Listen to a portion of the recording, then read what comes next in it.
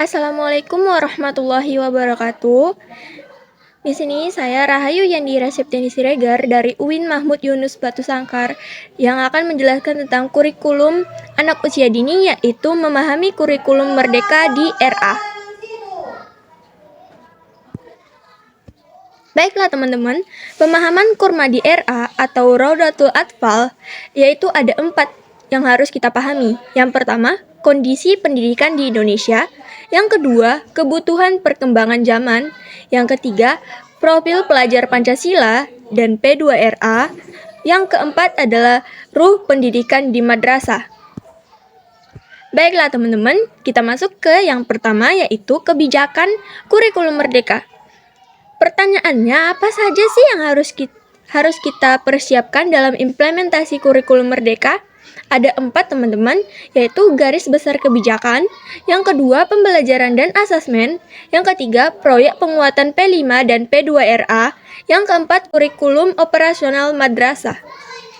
Baiklah, selanjutnya, garis besar kebijakan kurikulum itu ada 3 hal, yaitu pengembangan soft skill dan karakter melalui proyek penguatan profil pelajar Pancasila. Yang kedua, fokus pada materi esensial, pembelajaran yang relevan dan mendalam untuk literasi numerasi.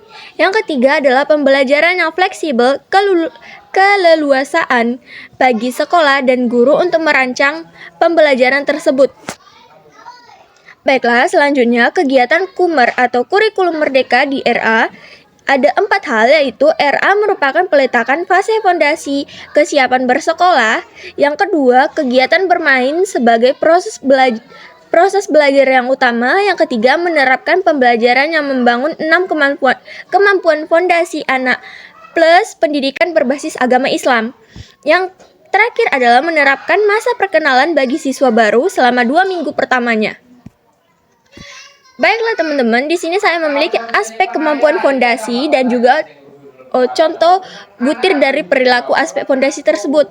Ada mengenal nilai agama dan budi pekerti, contohnya yaitu mengenal Tuhan Yang Maha Esa dan mengetahui kegiatan ibadah sesuai dengan agama atau kepercayaan anak tersebut. Selanjutnya, bersedia menjalin interaksi dengan teman sebayanya. Sama seperti contoh butir di PAUD kemarin, di bagian mengenal nilai agama dan budi pekerti juga sama seperti itu teman-teman. Yang kedua adalah keterampilan sosial dan bahasa yang memadai untuk berinteraksi dengan teman sebaya dan individu lainnya. Contoh butirnya yaitu dapat meminta tolong, saling tolong menolong, dapat mengucapkan maaf dan juga terima kasih. Yang ketiga adalah kematangan emosi yang cukup untuk berkegiatan di lingkungan belajar. Contoh butirnya yaitu mampu menunggu, dapat mempertahankan perhatian untuk mengikuti kegiatan di kelas dalam rentang waktu yang sesuai dengan usianya. Selanjutnya adalah pemaknaan terhadap belajar yang positif. Contoh butirnya yaitu senang datang ke sekolah, mau mencoba kembali, memperbaiki pekerjaan yang telah dilakukannya ataupun ada kesalahannya, terus menunjukkan keingintahuannya dengan mengajukan pertanyaan kepada guru tersebut. Selanjutnya adalah pengembangan keterampilan motorik dan perawatan diri yang memadai untuk dapat berpartisipasi di lingkungan sekolah secara mandiri. Contoh butirnya yaitu anak mampu mengelola barang-barang pribadi yang dibawa ke sekolah, seperti dia tahu apa barang-barang yang dia bawa dari rumah dan membereskan tasnya sendiri, dan juga mampu secara bertahap menjaga kebersihan dirinya sendiri. Terus yang terakhir adalah aspek kemampuan fondasi kematangan kognitif yang cukup untuk melakukan kegiatan belajar seperti kepemilikan dasar literasi, numerasi, serta pemahaman dasar mengenai cara dunia bekerja. Butir dari perilaku tersebut adalah mampu menyimak dan menyampaikan gagasan yang sederhana, menyadari keterhubungan antara simbol angka atau huruf dengan kata dan bilangan. Yang selanjutnya adalah mampu membilang jumlah benda atau objek dengan menggunakan angka sebagai simbol jumlah, objek, ataupun benda.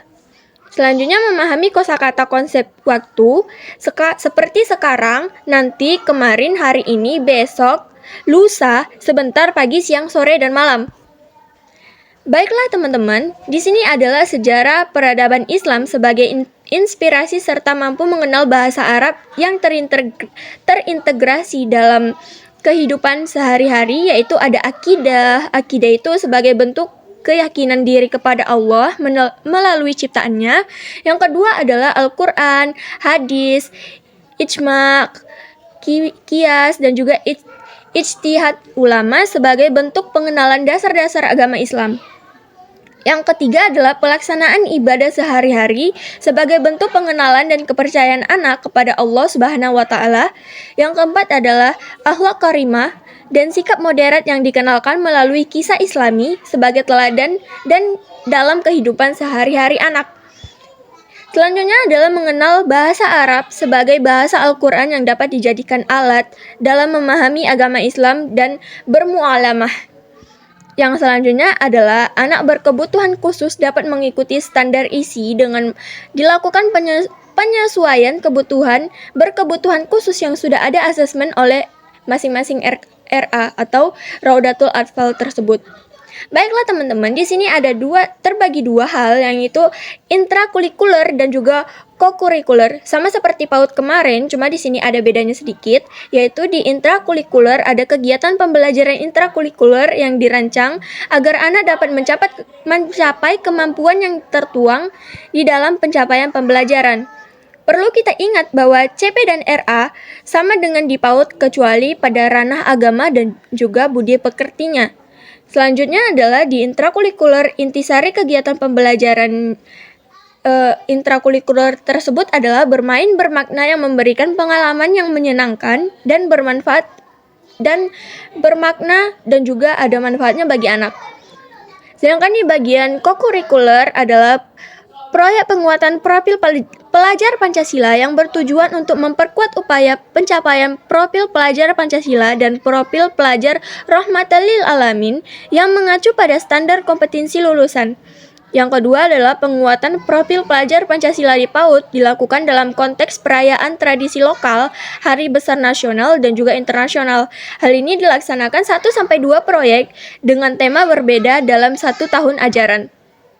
Baiklah teman-teman, di sini kita mempunyai 2 alokasi waktu untuk anak usia dini, yaitu di bagian RA dan PAUD juga sama, seperti alokasi waktu di PAUD dan RA usia 3-4 tahun paling sedikit 360 menit atau setara dengan 6 jam per minggu. Sedangkan alokasi waktu pembelajaran di PAUD dan RA usia 5-6 tahun paling sedikit 900 menit atau 15 jam per minggu. Seperti ini teman-teman, biasanya di bagian PAUD dan RA 3-4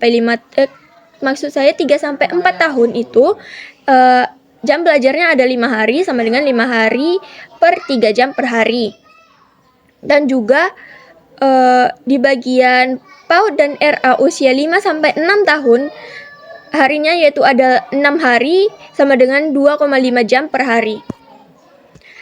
Kesimpulan yang dapat kita ambil dari pembelajaran di RA yaitu 1. Belajar bermain berbasis buku sebagai sarana utama. Yang kedua, Kalistung bukan satu-satunya dan bukan yang utama. Yang ketiga, pembelajaran yang membangun 6 kemampuan pondasi anak plus berbasis agama Islam. Yang keempat, pembelajaran dilaksanakan secara aktif dan interaktif untuk membangun rasa ingin tahu siswa.